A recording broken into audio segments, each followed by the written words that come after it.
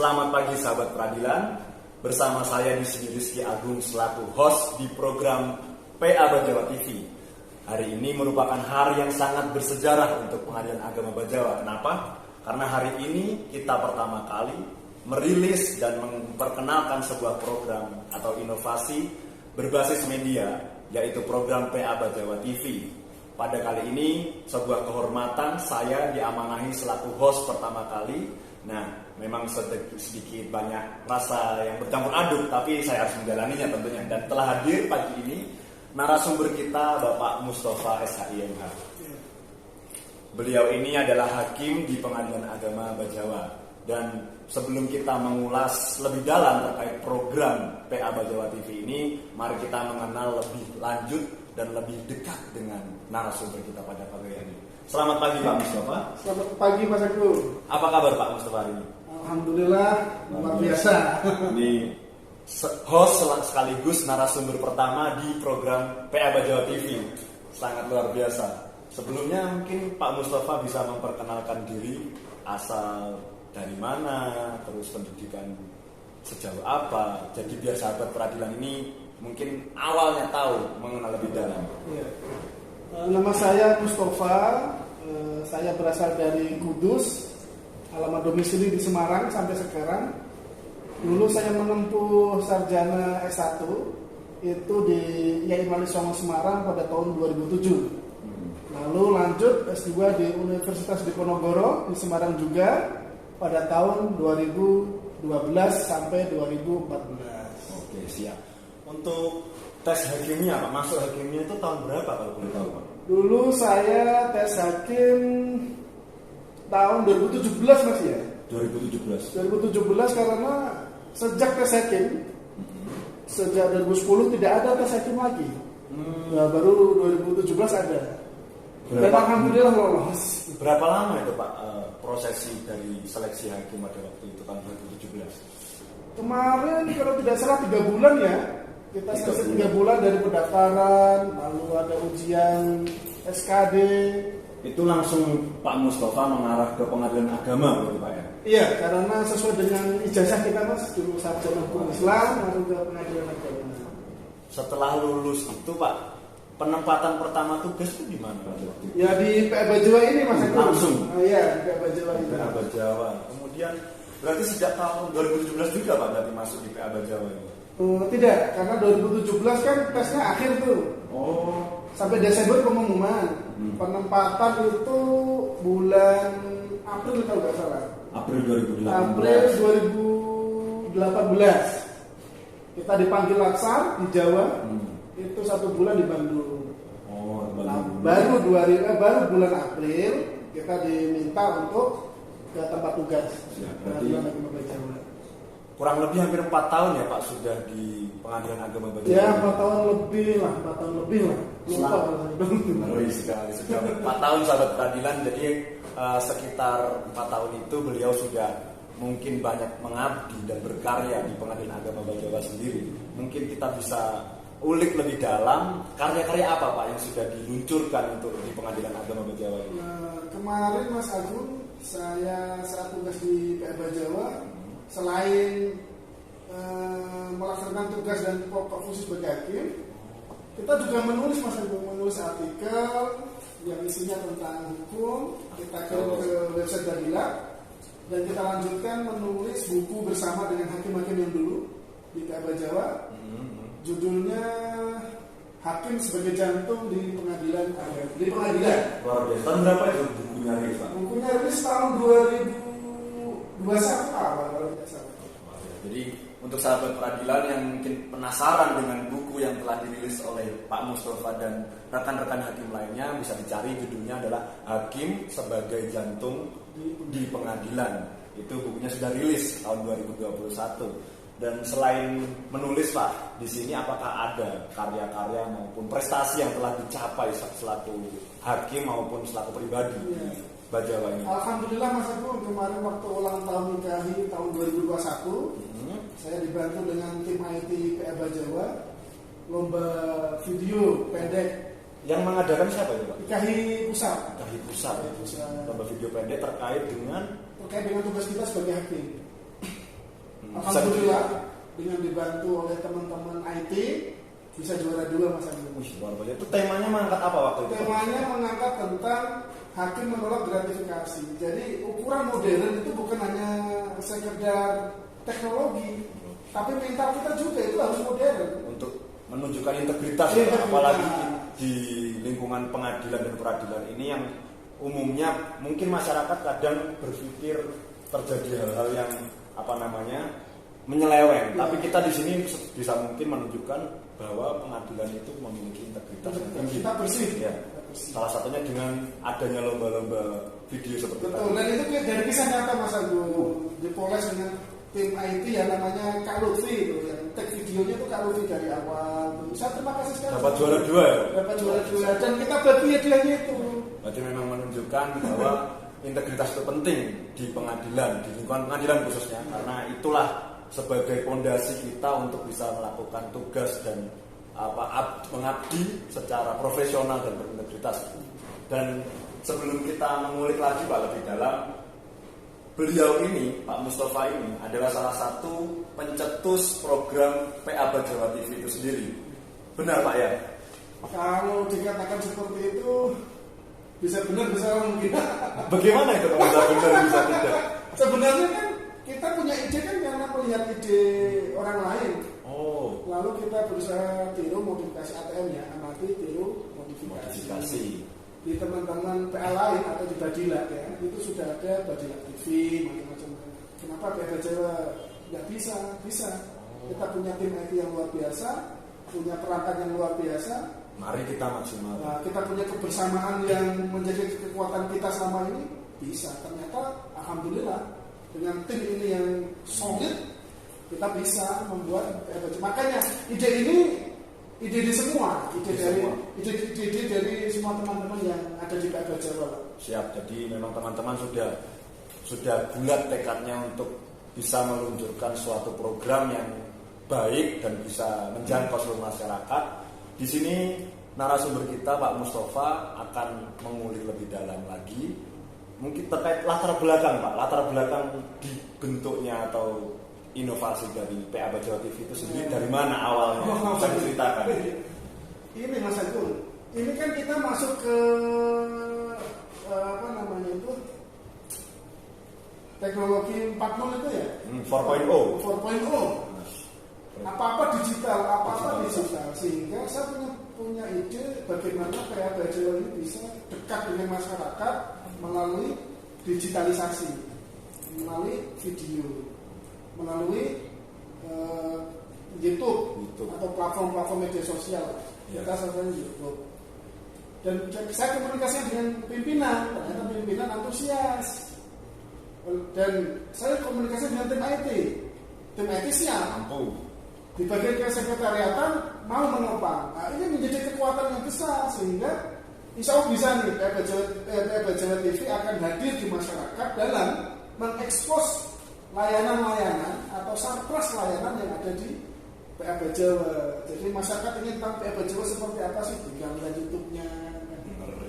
Jadi PA Jawa TV ini awalnya adalah kita di Pengadilan Agama Bajawa itu untuk menyongsong revolusi industri 4.0 yang semuanya serba digital, maka kita juga tidak mau kalah dari yang kita sudah dengar tadi, rapat tim IT, sekretariat dan seluruh elemen di Pengadilan Agama Bajawa telah bersepakat membentuk sebuah program yang bernama PA Jawa TV, dan semoga program ini dapat bermanfaat dan juga bisa berkelanjutan tentunya untuk masyarakat sahabat peradilan yang ingin mendapatkan informasi-informasi khususnya di Pengadilan Agama Bajawa ini dapat langsung mengakses di PA Jawa TV. Nah ini nanti platformnya di mana saja Pak? Kita sasarannya untuk PA Jawa TV di YouTube Mas. Di YouTube dulu. Mungkin nanti akan berkembang. Mungkin kita bisa di Instagram potongan-potongan bincang-bincang itu bisa. Serius. Di Facebook, di Instagram PA Jawa. Jadi nanti dia bisa ke YouTube PA Jawa. Kalau timnya sendiri Pak, kalau boleh tahu kita terdiri dari apa saja sih tim yang ada di balik PA Jawa TV ini? Di balik lahirnya PA Jawa TV itu ditopang oleh tim ya Mas. Ada tim IT, itu di sana ada Mas Eri, itu sebagai pelakonnya. Ada Kak Lutfi yang take videonya. Yang saya disebutkan nih, kalau nggak saya sebutkan saya berdosa loh. Lalu ditopang oleh PTIP Pengadilan Agama Bajawa. Apa itu? PTIP itu apa? PTIP itu bagian pelaporan dan TI ya. Teknologi informasi. Ya. Lalu ditopang oleh Pak Sekretaris Pak Bajawa, Pak Dwi Santiko. Ya. Beliau kan yang membawai kesekretariatan nih. Ya. Jadi cocok ini, kekuatan kita luar biasa. Yang di bagian IT. Lalu ada tim kreatifnya Mas Agung, termasuk saya, Mas Agung juga. Lalu Mas Hugo.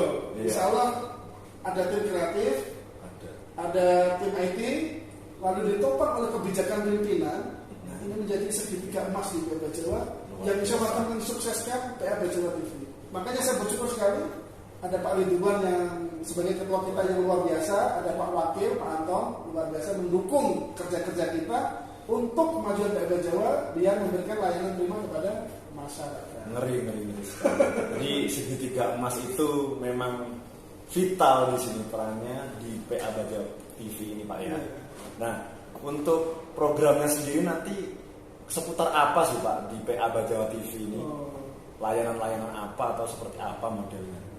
Insya Allah Mas Agung, kita sudah konsep.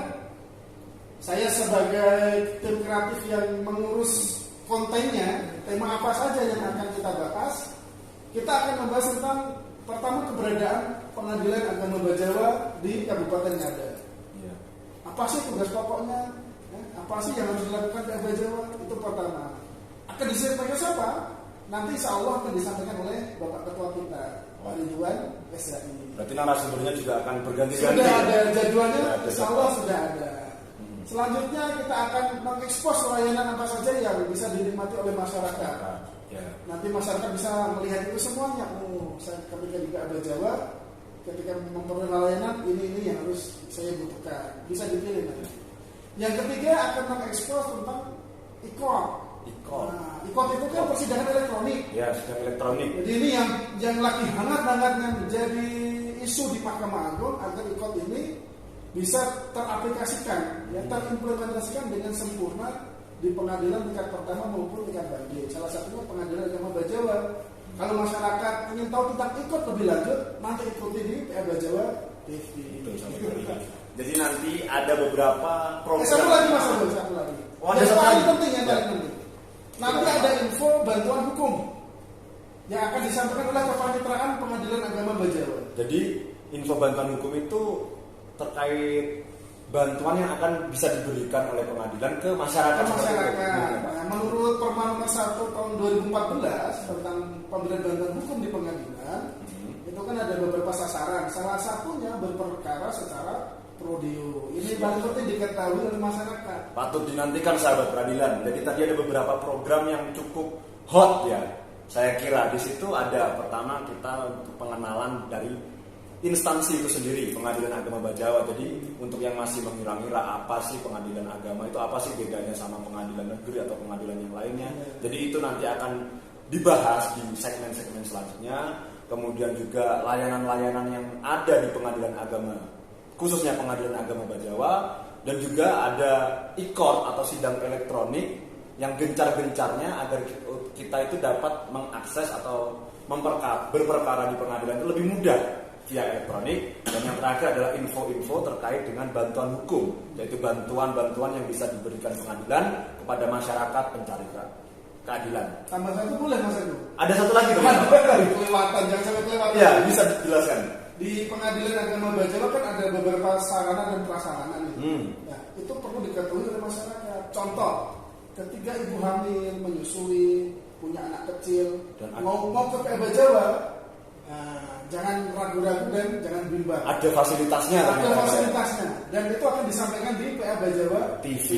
Ya, siap. Oleh Pak Sekretaris insya Allah nanti itu.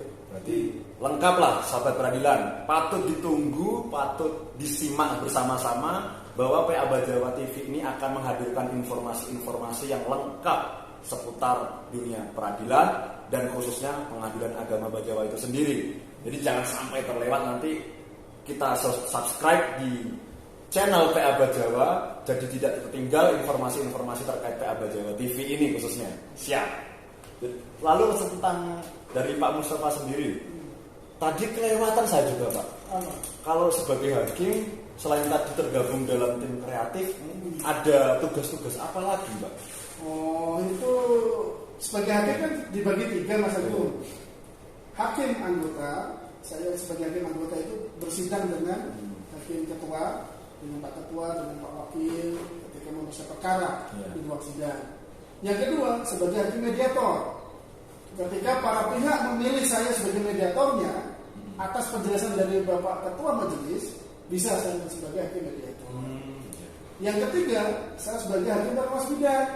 Dan pada tahun 2022 ini, saya diamani Pak Ketua untuk mengawasi bidang pelayanan publik dan administrasi umum. Makanya Mas, PA Jawa TV ini lahir dari tugas yang diberikan oleh Bapak Ketua terkait hakim pengawas bidang. Oh, siap. Jadi tadi ada hakim anggota, hakim mediator, dan yang terakhir hakim pengawas bidang. Itu tugas-tugas umum yang ada di pengadilan agama ya Pak ya. Lalu mungkin yang kita bisa bedanya Pak, ketika hakim anggota dan hakim mediator itu gimana sih, yang kan dua-duanya sama-sama menghadapi perkara? Oh, itulah yang sulit Mas. Di beberapa pengadilan, ini curhatan teman-teman hakim ya, di beberapa pengadilan ketika dia memeriksa perkara sebagai hakim anggota dan merangkap menjadi hakim mediator, ini terjadi pertentangan psikis di dalamnya. Satu sisi hakim di persidangan kan dia harus tegas, keras. Kerasnya artinya tegas tadi ya, sesuai dengan aturan perundang-undangan yang berlaku. Kalau dia hakim mediator, dia harus lunak, lembut. Ini salah satu pertentangan. Oleh karena itu, ketika kita jadi hakim pemeriksa perkara, kita harus tegas. Ketika jadi hakim mediator, kita harus lunak, mengetahui kondisi real, kondisi psikis para pihak. Berarti itu kan tahapannya beda Pak ya? Beda. Tahapan mediasi kemudian masuk ke perkara persidangan. Jadi baju hakim kita lepas, pure murni kita menjadi mediator di situ. Luar biasa. Itu bedanya mediasi, hakim mediator ketika mediasi dan hakim anggota ketika sedang dalam tahap persidangan. Jadi seperti itu mungkin sedikit lika-liku yang bisa diceritakan Bapak Mustafa di sini. Kemudian yang terakhir tadi ada hakim pengawas bidang yang juga menjadi salah satu cikal bakal terlahirnya program PA Jawa TV itu sendiri, dari pengawasan yang rutin dilaksanakan itu Pak ya? Iya, karena saya berpikir bagaimana sarpras layanan PA Jawa, informasi layanan PA Jawa ini dinikmati, diketahui oleh masyarakat secara cepat dan tepat. Jangan hanya cepat tapi nggak tepat, bahaya loh. Ya, tepat itu kita mengambil pemateri-pemateri yang memang profesional, kompeten membicarakan masalah itu. Makanya saya ambil Pak Sekretaris, Pak Ketua, Pak Wakil ya, untuk mengisi di PA Jawa TV biar nggak salah informasinya. Gitu loh Mas. Jadi patut sekali kita nantikan episode-episode selanjutnya di PA Jawa TV ini, sahabat peradilan. Mungkin terima kasih Pak atas cerita, juga pengalaman dan juga penjelasan terkait dengan program PA Jawa TV ini sendiri. Semoga sahabat peradilan dapat memahami dan mengambil manfaatnya dari perbincangan kita pada kali ini. Dan juga silakan dinantikan episode-episode selanjutnya yang pastinya akan lebih mengulik lebih dalam lagi, karena kita hari ini adalah launching atau pengenalan pertama program PA Jawa TV, sehingga lingkupnya tidak terlalu luas dan juga narasumbernya Bapak Mustafa ini sudah menjelaskan semuanya tadi. Dan sebelum kita mengakhiri Pak, semoga saya ada harapan, semoga PA Jawa TV ini programnya dapat terus berkelanjutan, memberikan manfaat terhadap masyarakat, dan juga dapat memberikan informasi-informasi setelah inovasi-inovasi yang lebih jelas dos lagi, gaspol seperti jargon dan semboyan PA Jawa itu sendiri. Apa itu maksudnya? Gaspol. Gaspol. PA Jawa gaspol terkait inovasi-inovasi. Nah, sahabat peradilan, kita sudah mencapai penghujung acara dari episode pertama kita tentang pembukaan dan pengenalan PA Jawa TV ini. Mohon maaf jika ada kata-kata dari saya selaku host ketika ada salah. Di sini saya undur diri bersama Pak Mustafa. Wassalamualaikum warahmatullahi wabarakatuh.